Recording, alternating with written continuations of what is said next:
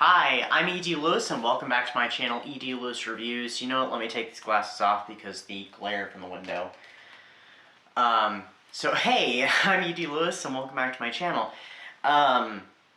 So this video is actually being pre-recorded in January because I'm not going to have time for this to go up at the end of this month, which is practically what we're at now. I mean, just about. We got maybe about a week left, so... And then I'm not going to probably get it up during the month of February because I have Halloween videos and such going on. But I'm doing something a little different. This, it's still horror related, don't get me wrong. So this is my first Goosebumps. Believe it or not, I've never read Goosebumps. I'm pretty sure I've talked about that before, but I was aware of Goosebumps when I was a kid. And they looked like this. So, oh, see, this is what I'm reviewing, by the way, is Stay Out of the Basement from 1992 by R.L. Stine. This is what they looked like when I was a kid. They did look like this. They didn't have the newer covers, and I think there's at least 2 new covers since this. So, yeah. I was aware of them. They were being read by other people. There was kids that talked about them, and I remember titles like... was it Phantom of the Auditorium and Night of the Living Dummy and stuff like that. And I do remember this cover. Oh, The Haunted Mask 2. And I do remember this cover. I never knew the name of the book, though. So, yeah, I was aware, but I didn't read any of them. And I had seen one of the VHSs. It was The Haunted Mask. And I wasn't crazy about it at the time. I don't know. I think I was expecting it to be different than what it was. I mean, who knows? I might look at it now and think, oh, this is awesome. Anyway. So I am reviewing my very first Goosebumps book, which is actually the second in the series, ironically, and it is Stay Out of the Basement by R.L. Stine. And I have to say this. No, we'll wait. Alright, so this is the blurb on the back. A little synopsis. Live plants or dead people? Dr. Brewer is doing a little plant testing in his basement. Nothing to worry about. Harmless, really. But Margaret and Casey Brewer are worried about their father, especially when they meet some of the plants he is growing down there. Then they notice that their father is developing plant-like tendencies. In fact, he is becoming distinctly weedy and seedy. Is it just part of their father's harmless experiment? Or has the basement turned into another little shop of horrors? Okay, so that is what the book is about, and it gives a really theatrical representation of it, and yeah, this is what it's about. So, Dr. Brewer, Casey and Margaret's father, I'm not really sure which of the children is older than the other. They don't really say. They say that they're a year apart.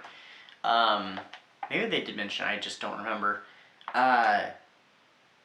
Their father has changed since he was laid off from his job at the university, and he's been doing these experiments in the basement with plants. He's a botanist.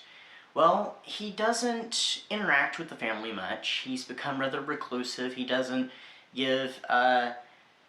he doesn't call their the girl Margaret by the nicknames that they have developed for her, his personal one and the family's personal one, which I don't think is a very nice one, but it's of the times. And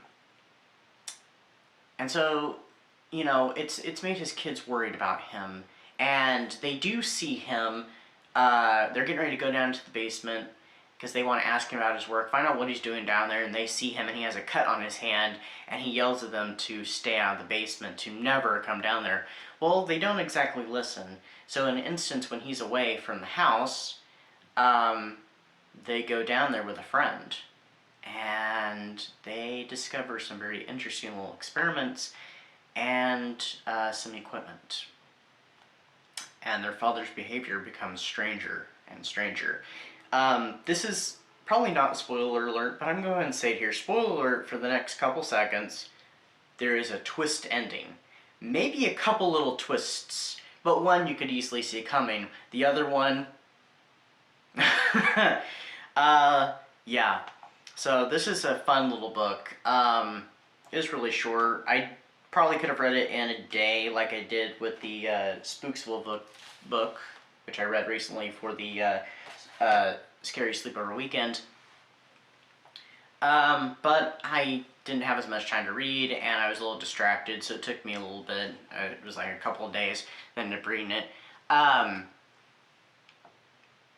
So, let me compare it this way. So, this is before we get to the rating. I would kind of... I hope this isn't a spoiler either. It's a little bit like a mix between The Fly and Invasion of the Body Snatchers in some ways. Not exactly, but in some ways anyway. So that's how I would kind of compare it, and it's kind of out there. It's definitely over the top. It was a really fun read. I really actually enjoyed this. I gave it 4 stars. 4 pumpkins, jack-o'-lanterns, whatever you want to call them. I thought it was actually more entertaining than this book, and like I said, I'd be willing to pick more of these up if I found them for really cheap. I mean, this was 25 cents. I don't know how much I got this one for. But, yeah, I actually enjoyed the R.L. Stine more than the Christopher Pike, and actually that surprised me. After reading, I don't know if I had it right here or not. No. After reading The Midnight Club by Christopher Pike, I figured, oh, I'd probably end up liking the Christopher Pike Spooksville more than I ended up liking the Goosebumps. No, actually it was surprising. Now, maybe that was just this one was really good and this one was subpar. Or maybe it was just me, I don't know. But, you know, so both are, you know, worth checking out. But I would definitely pick up more Goosebumps, that's for sure.